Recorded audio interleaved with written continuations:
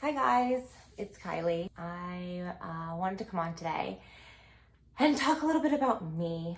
Up until now on Quantum Consciousness, Taylor and I have kind of had very scripted shows where we laid out some of the groundwork of the players and the tools in which the Cabal, the Illuminati, or what we like to call Queen Satan, have controlled our country for hundreds of years. I have to do scripts because that content's not as familiar to me, and I'm very nervous. I never saw myself sitting here and having to be so vulnerable and talk about things or be on camera in any way, and I don't like it at all. When I started doing this video to try to explain a little bit of who I am and why I'm involved with Q and Austin and the rest of the team, I couldn't. I've tried so many times to write a script or have people ask me questions, and every time I just either don't release it or I get frustrated and I stop the recording. And what I found out is that it's because I wasn't telling my story. I was saying the story as like, this is something that can happen, instead of saying this is something that happened to me. A bunch of people out there don't know that I am myself a targeted individual. And to the extent in which I wasn't really aware of until I got here. It's been really hard because my initial couple of videos that I wanted to explain, it was all like me being very defensive. And the whole point of me putting out the videos would be to show my friends and family like, hey, look, Kylie's not crazy. So to give you a little bit of background, I know it's gonna be emotional for me to get through because I don't like talking about this. Last year around this time in August of 2019, I had found the access points in which AT&T had created to allow Apple to get unrestricted access into all of our phones. It really scared me because I knew it wasn't an accident and I knew it was created by these companies. I worked in the indirect channel of AT&T. I was a partner of theirs, and I had access into their systems. I couldn't run there because AT&T was the person that did it. And I couldn't go to Apple and say, hey, this is how the iPhone's getting hacked, just because they were involved. So what I did is I did the best thing I could, and I thought it was right, and I took it to the FBI. I was developing the network for the Department of Justice at the time. I had some credibility, so when I took it to them, the door was slammed in my face and basically said, nothing to see here, nothing to see. At the time, I had no idea that there was even anything wrong with this world. I fully believed in the establishment and that the agencies designed to protect us would protect us. I never realized that they could turn around, and what they did do was they labeled me a national security threat, which allowed them access to target me. A lot of the psychological warfare tactics that they use on their enemies, they could now use it on me. I was so scared because I knew what I found was real. And I knew it could hurt people, and I just wanted people to listen.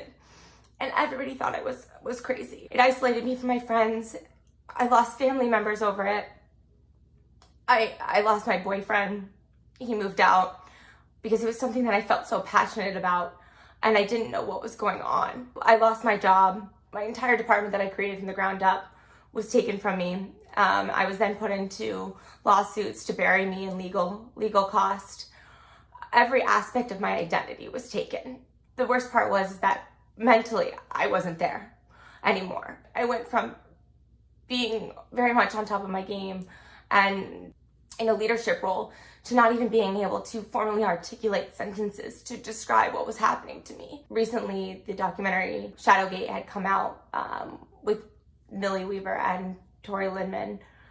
And it kind of goes into some of the AI algorithms that they can build on psychological profiles they can build on people. They know everything about you.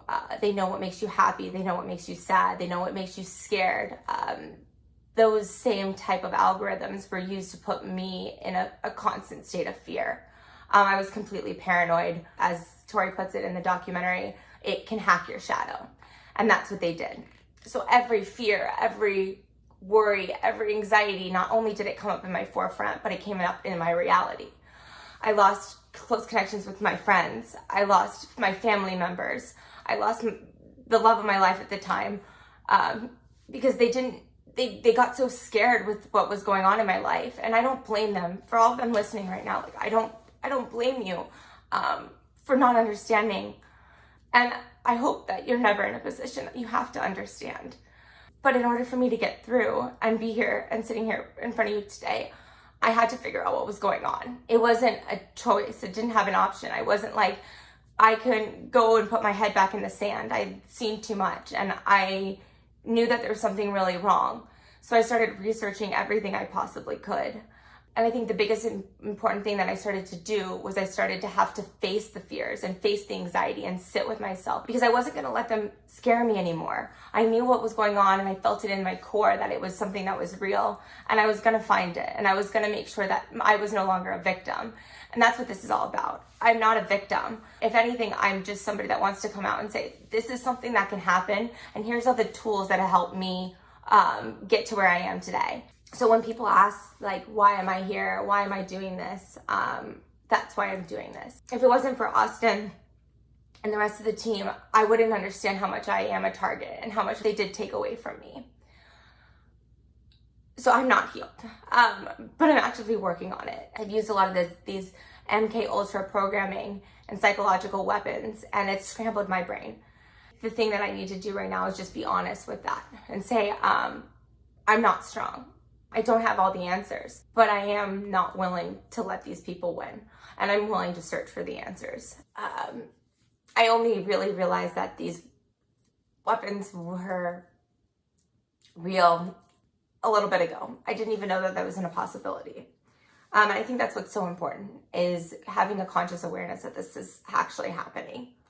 So whether you want to call it unmasking the Anons or light workers just waking up and rising up together and saying enough is enough, bringing this information to the forefront is the most important thing. I left my life in a matter of 5 days when this opportunity presented itself to me. I left every belonging I had in Connecticut and moved back to Arizona. It's not because I want to. It terrifies me. Knowing that I will publicly have to come out and be so vulnerable, not only about what's happened to me in my journey, but the things that I know to be true that are happening in the government. Because it's not stuff that we like to talk about. It's stuff that they've made us angry to talk about and fight. And they've put us in these divide and conquer tactics where we're going back and forth and yelling at each other to keep us separated, to keep this information behind the scenes. But we're at a point in society in which I feel so passionately about that this can't happen anymore. The war out there is not a war between the right or the left or any race, gender, or demographic. The war out there is on your consciousness. And us not talking about it has allowed it to go on for far too long. There's so many of us collectively that when we come together and rise up as one unit against the same common enemy, in which are our oppressors who have done this for a very long time, we will win. And nothing can stop what's coming. I'm so incredibly lucky to have this amazing group of people in my life, not only that are so dedicated to the cause and helping humanity, but who have really helped me heal. Because they listen to me. And nobody's listened to me. And I feel heard for the first time. And that's what I want to do for the rest of the people out there. If this is happening to you, and if you're going through these struggles, just know that you're not alone. You're not crazy. It is real. And we're going to stop it together. So over the next coming weeks and months, I am going to try to provide as much insight on what's going on as possible. Give you a little bit of different content. I want to let you know how I feel and what triggers me and what insecurities have come up, because I know I'm one of those people that they've targeted. And I know that there's thousands, if not millions of us out there as well. And if I can give you some of the tools and tell you the struggles that I'm going through on a daily basis trying to combat this technology, I will. When I set out to make this video, I set out to defend myself, to show you evidence, to show you proof, and provide some clips out there that talk about the AI algorithms and the predictive programming loops that they can put us in. But what I found out is that's not who I'm trying to talk to right now. I'm trying to talk to the people that feel alone. If anybody out there resonates with it, anybody out there thinks that this is something that has happened to them, that's who I'm trying to reach. I want you to know that you're not alone. We win as a country and we fail as a country. That's why it's so important for us to come together right now. We don't need to fight. We don't need to argue. We just need to heal. And if I can heal myself and allow you guys to see my healing process, as hard as it is to me, and as uncomfortable as I feel right now, that's something that I want to do. And it's something I want you guys to be a part of as well. So please don't hesitate to reach out, like, comment, share, and subscribe. Please do. Because when we start healing ourselves, we can start healing the world.